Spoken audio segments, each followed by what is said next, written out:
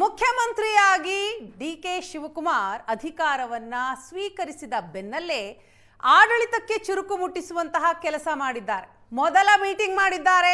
ಅಧಿಕಾರಿಗಳಿಗೆ CM warning ಕೊಟ್ಟಿದ್ದಾರೆ.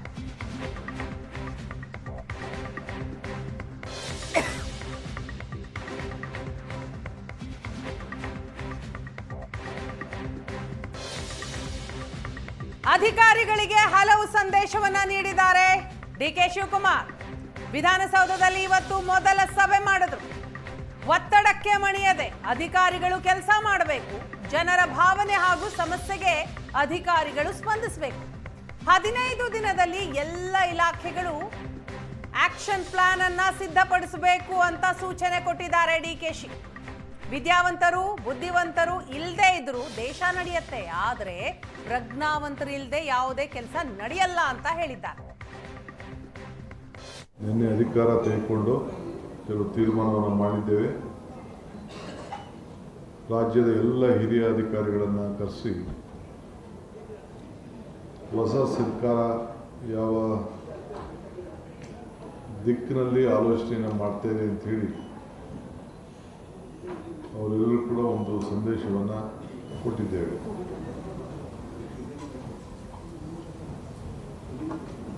ಮೊದಲನೇ ದಿನ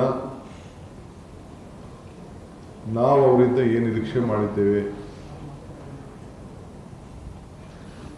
ನಮ್ಮಿಂದ ಏನು ನೀವು ನಿರೀಕ್ಷೆ ಮಾಡ್ತೀರಿ ಎಲ್ಲ ಕೂಡ ಅವರಿಗೆ ತಿಳಿಸಿದ್ದೇವೆ. ನಮ್ಮ ಸರ್ಕಾರ ಯಾವುದೇ ಜಾತಿ ಧರ್ಮ ಇನ್ಫ್ಲುಯೆನ್ಸು ಕೂಡ ಮಣಿಯೋದಿಲ್ಲ. ಯಾವ ಪ್ರೆಷರ್ ಕೂಡ ಯಾರು ಇದಕ್ಕೆ ಭಾಗಿಯಾಗಬೇಡಿ. ಸೊ ನಾವು ಟ್ರಾನ್ಸ್ಪರೆಂಟಾಗಿ ಟ್ರಾನ್ಸ್ಪರೆನ್ಸಿ ಗಮನದಲ್ಲಿ ಇಟ್ಕೊಂಡು ಯಾವ ಅಧಿಕಾರಿ ಉತ್ತಮವಾಗಿ ಜನರ ಭಾವನೆ ಮೇಲೆ ಆಡಳಿತದಲ್ಲಿ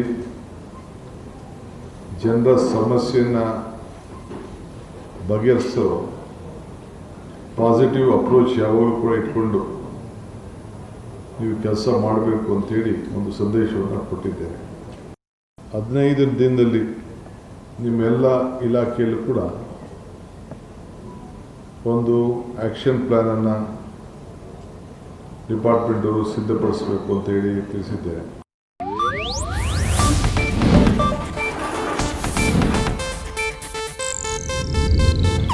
ಇದು ಏಷ್ಯಾನೆಟ್ ನ್ಯೂಸ್ ನೆಟ್ವರ್ಕ್ ಪ್ರಸ್ತುತಿ.